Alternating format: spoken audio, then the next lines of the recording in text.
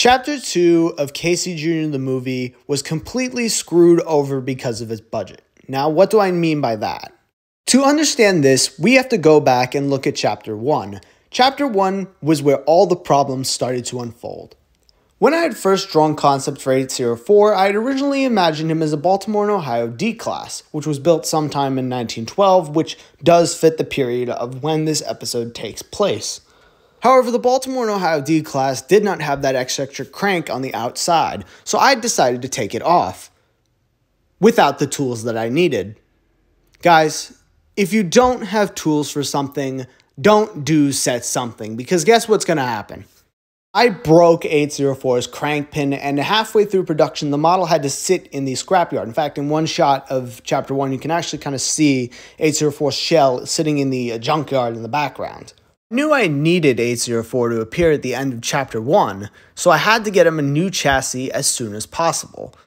I ended up buying an N-scale yard boss, and I instead swapped the driving wheels over to the old chassis, and I simply just called it a day. The only problem with me doing this was it cost money! Chapter 2 had to massively have its budget cut due to me fixing 804's chassis in Chapter 1. If you look at Chapter 2 as a whole, it's mainly about 804 and Casey Jr. clashing heads, which is not at all related to the title of the chapter.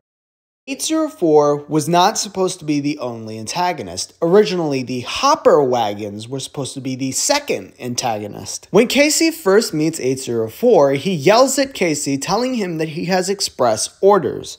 I have express orders, you know. That's because 804 was supposed to be taking all of the railway's original gondolas to the scrapyard so that they could be replaced with newer hopper wagons. And then the middle half of the story was supposed to establish that Casey Jr. struggled to pull all of the new hopper wagons. All of the new hopper wagons were also supposed to be sentient as well.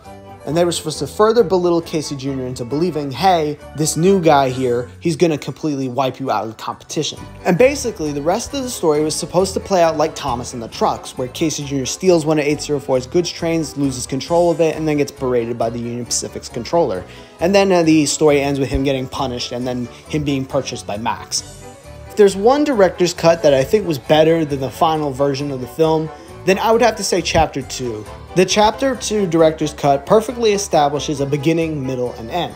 It shows what the Union Pacific is and its new League of Power. In the middle, it shows what a threat the Union Pacific is and what this could mean for our protagonist. And then at the end, it shows what happens to our protagonist, and then the story concludes.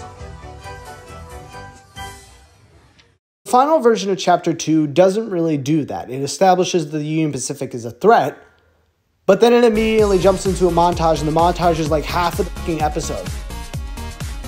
There's too many montages in this movie. That one could have easily been removed. That about brings us to the end of this video. That is all I really wanted to cover. I feel like this video needed its own separate sort of video. I'm going to talk a little bit more in detail about the movie as a whole, more behind the scenes stuff in another video once I get all the parts out.